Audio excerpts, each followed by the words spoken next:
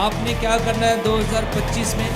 जिनके पास घर नहीं है, घर की फोटो बनाओ, दीवार के ऊपर लगाओ और परमेश्वर को बोलना है आपका अंगीकार जो है आत्मिक क्षेत्र में रास्तों को खोल देता है।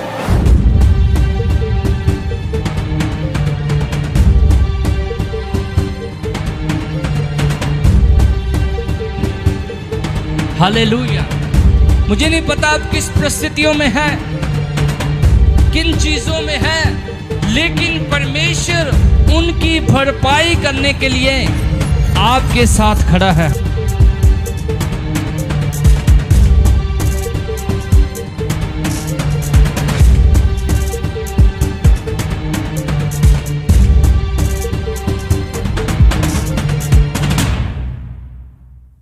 जोर से तारीफ करो खुदा की, बोलो हालेलुया। आइए हम वचन की ओर चलते हैं।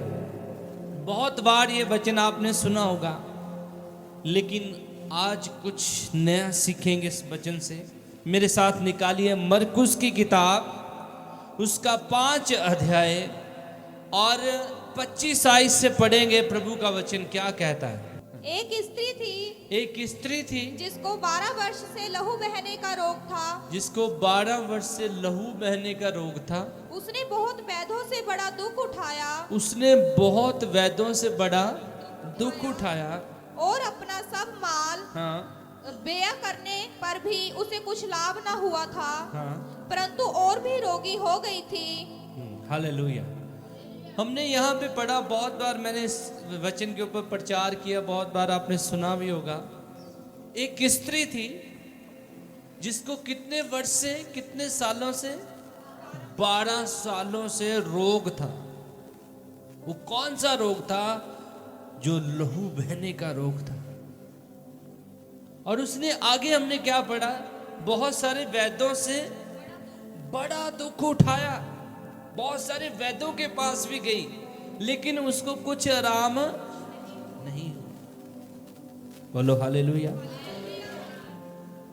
आप सबने इधर देखना है, अपनी बाइबल की ओर नहीं। जितनों ने निकाल लिया है आप घर में भी जाकर पढ़ सकते हैं।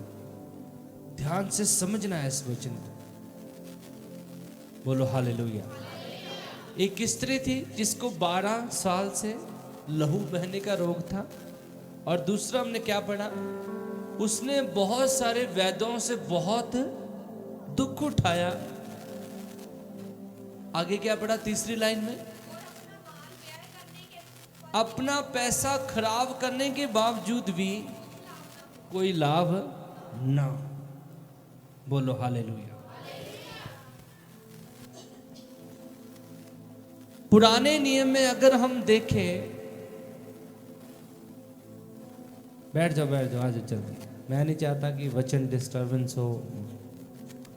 आज का वचन जब आप सुनोगे ना, ये वचन ध्यान से सुनिए। जब ये आप लेकर जाओगे अपने घर में, रिसीव करके जाओगे, 500% आपको बोल रहा हूं बरकत आएगी। हालेलुया। पहला नंबर हमने क्या देखा? वो रोगी थी, कितने साल से? 12 साल से। दूसरा हमने देखा उसने बहुत सारे वैद्यों से बड़ा दुख उठाया। तीसरा हमने देखा कि उसने अपना सारा पैसा खर्च कर दिया, लेकिन फिर भी ठीक नहीं हुई। हम क्या देखते हैं कि ये स्त्री जिसको 12 साल से लहू बहने का रोग था, अगर हम डीप स्टडी करें तो ये अमीर स्त्री थी। इसके पास धन दौलत था, इसके पास पैसा था। मतलब उस समय की ये क्या थी? रिच औरत थी। बाइबल में लिखा उसने बड़े डॉक्टरों को, वैद्यों को दिखाया, बहुत सारों को दिखाया, लेकिन कुछ भी आराम बोला नहीं हुआ। एक को छोड़ती होगी, दूसरे के पास जाती होगी, तीसरे को छोड़ चौथे के पास, पता नहीं कितनों, बहुत सारे यहां पे लिखा है। बहुत सारे वैद्यों से उसने क्या किया होगा? अपने इलाज के लिए गई होगी, है ना, लेकिन कुछ भी आराम नहीं मिला। हालेलुया। अगर हम पुराने नियम के अनुसार देखें, हम स्टडी में जाएं, थोड़ा डीप जाएं, पुराने नियम के अनुसार जो ऐसी स्त्री होती थी, जो ऐसी बहन होती थी, उसको अशुद्ध बोला जाता था। बोलो हालेलुया। उसको क्या बोला जाता था? अशुद्ध। जिस काम को भी वो हाथ लगाती थी पुराने नियम के अनुसार, वो अशुद्ध हो जाता था। जिस चीज को भी वो छूती थी वो शुद्ध हो जाता था। जिसको भी छूती थी वो अशुद्ध हो जाता था पुराने नियम के अनुसार। बोलो हालेलुया। और 12 साल से इसको प्रॉब्लम थी। 12 साल से ये उस डिसीजेस में थी। 12 साल से। और जब ऐसी स्त्रियां होती थी तो उनको एक पुराने नियम के अनुसार अलग कमरे में रख दिया जाता था, है ना, कि वहीं पे रहे जब तक वो ठीक नहीं होती।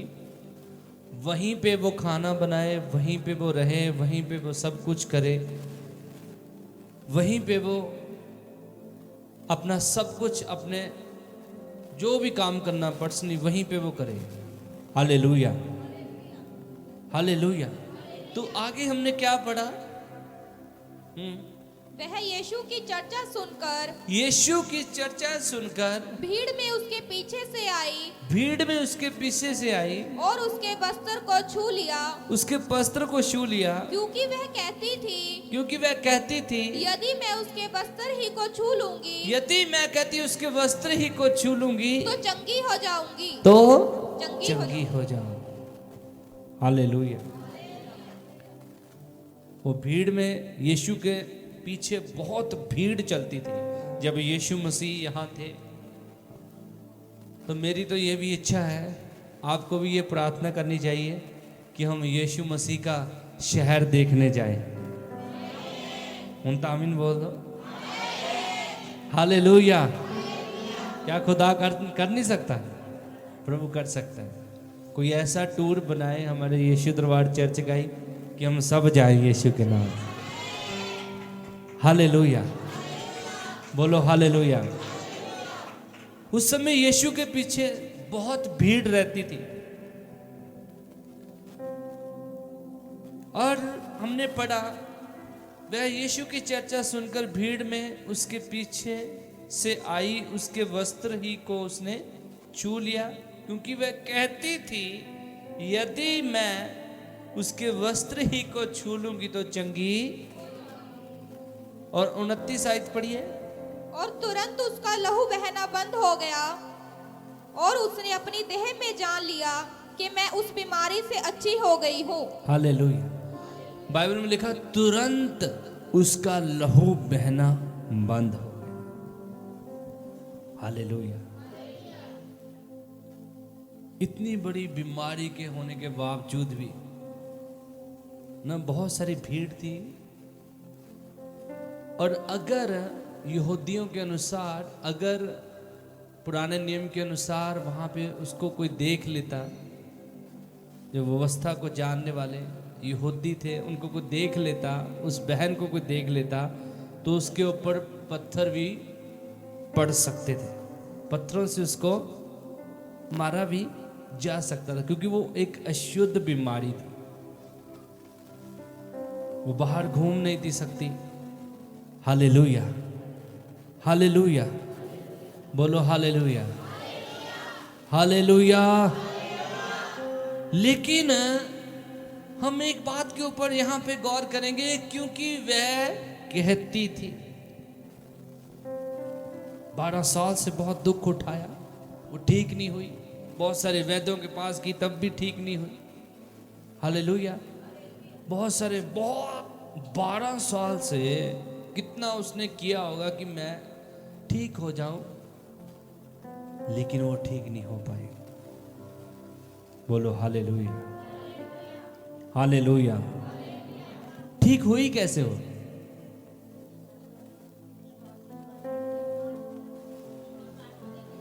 विश्वास से। और भाइयों के आंसर नहीं आ अभी कितना ठीक हुई? और कोई?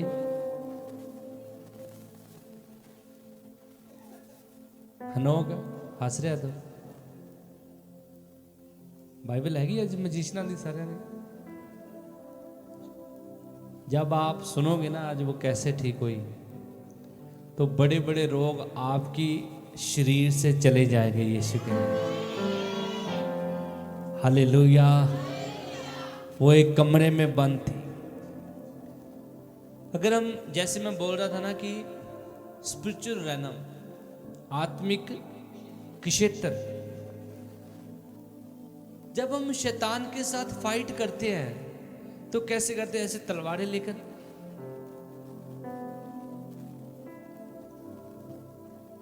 या कैसे हम आत्मिक क्षेत्र में हम फाइट कैसे करते हैं? अन्य भाषाओं में।